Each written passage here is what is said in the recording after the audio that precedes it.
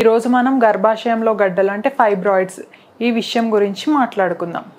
So ఇప్పుడు మనకి fibroids అంటే ఏంటి అంటే మనకి ఎప్పుడైనా కూడా గర్భాశయంలో బినైన్ అంటే హాని లేని స్మూత్ మజిల్ అనమాట. ఆ కండరం యొక్క మనకి ఆ భాగం కనుక ఒకటే చోట విపరీతంగా గ్రో అయితే అదొక గడ్డలాగా ఫామ్ అవుతుందన్నమాట, ఏర్పడుతుంది. దీన్ని ఫైబ్రాయిడ్స్ అని అంటారు మనకి. సో ఇప్పుడు మనం చూసుకున్నట్టయితే ఈ ఫైబ్రాయిడ్స్ అనేవి మనకి ఓవరాల్గా 2 to 3% మనకి ఇన్ఫర్టిలిటీ అనమాట, సంతానలేమి సమస్యకి కారణం అవుతుంది. మనకి ఎట్లా తెలుస్తుంది గర్భాశయంలో గడ్డలు ఉన్నాయి అంటే సిమ్టమ్స్ అనమాట. ఏ రకమైన సిమ్టమ్స్ అంటే మనకి బ్లీడింగ్ విపరీతంగా అవ్వడము, అట్లాగే మనకి బ్లీడింగ్ టైంలో విపరీతంగా నొప్పి అనేది ఉండడము, అట్లాగే సంతానలేమి అంటే ఎప్పుడైతే మనకి సంతానలేమి సమస్యతో డాక్టర్ని కన్సల్ట్ అవుతామో అప్పుడు స్కాన్ చేసి గర్భాశయంలో గడ్డలు ఉన్నాయి అని చెప్తారనమాట. సో మనకి ఏ సైట్లో ఉన్నాయి ఫైబ్రాయిడ్స్ అంటే ఏ ప్లేస్లో ఉన్నాయి ఫైబ్రాయిడ్స్, దాన్ని బట్టి కూడా మనకి సమస్య అనేది వేరీ అవుతుందన్నమాట. ఇంకేంటి అంటే ప్రతి ఒక్క మనిషికి మనకి ఫైబ్రాయిడ్స్ ఉన్న వాళ్ళకి సిమ్టమ్స్ ఉండాలని లేదు. మనకి 20-30% మందికి అసలు తెలియదు అనమాట. అంటే ఎప్పుడైనా మనకి ఇన్సిడెంటల్గా స్కాన్ చేసినప్పుడు ఫైబ్రాయిడ్ ఉంది అని బయటపడవచ్చు అనమాట. సో మనకి సర్విక్స్ అనమాట, గర్భాశయ ముఖద్వారం. గర్భాశయ ముఖద్వారంలో ఫైబ్రాయిడ్ అంటే మనకి సర్వైకల్ ఫైబ్రాయిడ్ అనమాట. ఎప్పుడైతే మనకి సర్విక్స్ రీజన్లో ఫైబ్రాయిడ్ ఉందో అది మనకి స్పర్మ్ అనేది పైకి ఎగబాకకుండా అంటే స్పర్మ్ మనకి లోపలికి రాకుండా మనకి హిండర్ చేస్తుంది అనమాట, ఆటంకం కలిగిస్తుంది.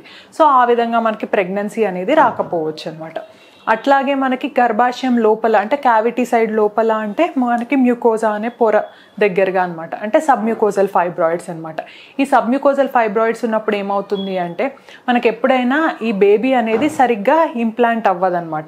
మనకి ఫైబ్రాయిడ్ దగ్గర ఇంప్లాంట్ అయినా బ్లీడింగ్ అయిపోవడము, అబార్షన్ అయిపోవడము ఇట్లాంటివి జరుగుతుంది అనమాట. ఇంకొకటి ఏంటి అంటే మనకి ఫైబ్రాయిడ్ ఎప్పుడైతే ఉంటుందో మనకి విపరీతమైన యూట్రైన్ కంట్రాక్షన్స్ అనమాట. గర్భాశయం అనేది బాగా అంటే మనకి కంట్రాక్షన్స్ అయిపోయి మనకి స్పర్మ్ అనేది కూడా పైకి ఎగబాకపోవచ్చు అనమాట, స్పర్మ్ అనేది కిందికి వచ్చేస్తుంది అనమాట. ఇంకా నెక్స్ట్ వచ్చేసి మనకి ఫైబ్రాయిడ్స్ అనేవి ఇది ఇంట్రామ్యూరల్ ఫైబ్రాయిడ్స్ అని ఉంటాయన్నమాట. అంటే ఆ మజిల్ లోపలే బాగా వచ్చేస్తాయి అన్నమాట ఫైబ్రాయిడ్స్ అనేవి. వీటి వల్ల ఏమవుతుంది అంటే వీటి వల్ల కూడా మనకి గర్భాశయం మనకి ఈ లేయర్ అనేది డిస్ప్లేస్ అవుతుందన్నమాట. సో దీనివల్ల కూడా మనకి అబార్షన్స్ అంటే మనకి ఇది క్యావిటీ లోపలికి వచ్చేసాయి అనుకోండి ఈ గడ్డలు, మనకి బేబీ అనేది సరిగ్గా అతకకపోవడం, అతికిన అబార్షన్స్ అవ్వడం ఇట్లా అవ్వచ్చు అనమాట.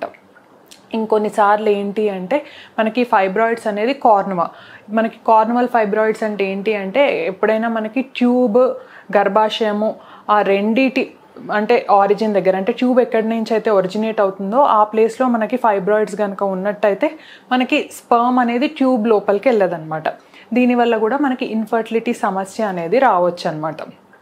సో మరి ఏం చేయాలి, ఫైబ్రాయిడ్స్ ఉంటే మనకి ప్రెగ్నెన్సీ రాదా అంటే ఇప్పుడు మనకి ఫైబ్రాయిడ్స్ ఎప్పుడైనా మనకి ఇది సబ్మ్యూకోజా, సర్వైకల్, కార్నువల్ ఇట్లా కాకుండా మనకి ఇంట్రామ్యూరల్ ఫైబ్రాయిడ్స్ ఉన్నా కూడా అది కూడా మనకి సైజ్ తక్కువ ఉన్నా మనకి లోపల పొరకి ఎటువంటి ఇబ్బంది లేదు అంటే క్యావిటీ అనేది బాగానే ఉంది లోపల, గర్భాశయం షేప్ అది డిస్టార్షన్ అవ్వట్లేదు, షేప్ ఏం చేంజ్ అవ్వట్లేదు. ఇంకా సబ్సిరోజల్ ఫైబ్రాయిడ్స్ అంటే మనకి బయటికే వస్తున్నాయి ఫైబ్రాయిడ్స్ అనేవి, దాన్ని సబ్సిరోజల్ అంటారనమాట ఫైబ్రాయిడ్స్. ఇవి ఉన్నా కూడా మనకి లోపల ఎప్పుడైతే పొర అనేది క్యావిటీ అనేది నార్మల్గా ఉంటుందో ఉన్నంత వరకు మనకి ప్రాబ్లం అనేది ఉండదు. కాకపోతే ఇప్పుడు బయటికి వచ్చే ఫైబ్రాయిడ్స్ కూడా కొన్నిసార్లు ఏమవ్వచ్చు, అది సైజ్ విపరీతంగా పెరగడం వల్ల మనకి యూరినేషన్ ప్రాబ్లము అట్లా కూడా అవ్వచ్చు అనమాట, యూరినరీ రిటెన్షన్ ఇట్లా అంటాం అనమాట. సో మనకి ఎప్పుడైతే లేడీ అంటే మనకి సంతానలేమి సమస్యతోటి ప్రాబ్లం అవుతుందో అట్లాగే మనకి ఫైబ్రాయిడ్స్ అనేవి ఉన్నాయో అప్పుడు ఏం చేస్తాము అంటే మనకి ఫైబ్రాయిడ్స్ సర్వైకల్ ఫైబ్రాయిడ్ కానీ, కార్నువల్ ఫైబ్రాయిడ్ కానీ, సబ్మ్యూకోజల్ ఫైబ్రాయిడ్స్ కానీ ఉంటే మనం ఏమని చెప్తాము అంటే మనకి హిస్ట్రోస్కోపీ ఆ రకంగా రిమూవల్ మనం చేసుకుంటే బెటర్. ఇంకా మనకి ఇన్ఫర్టిలిటీ ప్రాబ్లం అనేది లేకుండా న్యాచురల్గా కూడా ట్రై చేసిన ప్రెగ్నెన్సీ అనేది రావచ్చు అని చెప్తామన్నమాట. ఇప్పుడు అట్లాగే మనకి లోపల కండరంలో ఉందనుకోండి ఇంట్రామ్యూరల్ ఫైబ్రాయిడ్, అది మనకి సైజ్ చాలా ఎక్కువ ఉంది అంటే 5 సెంటీమీటర్స్ కంటే ఎక్కువ, అట్లా క్యావిటీ సరిగ్గా లేదు అంటే అప్పుడు ఆపరేషన్ అని చెప్తామన్నమాట. యూజువల్గా సబ్సిరోజల్ ఫైబ్రాయిడ్ అది ఉంటే వదిలేయొచ్చు అని చెప్తామన్నమాట. సో మనకి ట్రీట్మెంట్ కూడా మనకి ప్రతి ఒక్కరికి కంపల్సరీ సర్జరీ అని కాదు, ఎప్పుడైతే మనకి లోపల పొర క్యావిటీ అనేది ప్రాబ్లం అవుతుందో అప్పుడు సర్జరీ అని చెప్తాం. లేకపోతే మనం ఏమని చెప్తాము అంటే వదిలేసేయొచ్చు అని చెప్తాం. ఇంకా కొన్నిసార్లు ఏముంటుంది అంటే నార్మల్గా మనం GnRH ఎగోనిస్ట్ ఇంజెక్షన్స్ అని ఉంటాయన్నమాట.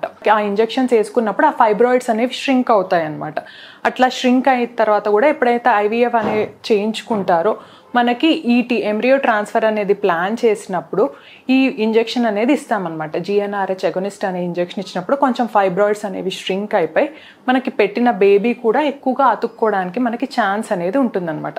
సో మనకి ఫైబ్రాయిడ్స్ అనేది ఉన్నప్పుడు ట్రీట్మెంట్ అనేది మనకి according to the position of fibroid, ఎక్కడ ఉంది ఫైబ్రాయిడ్ అనే దాన్ని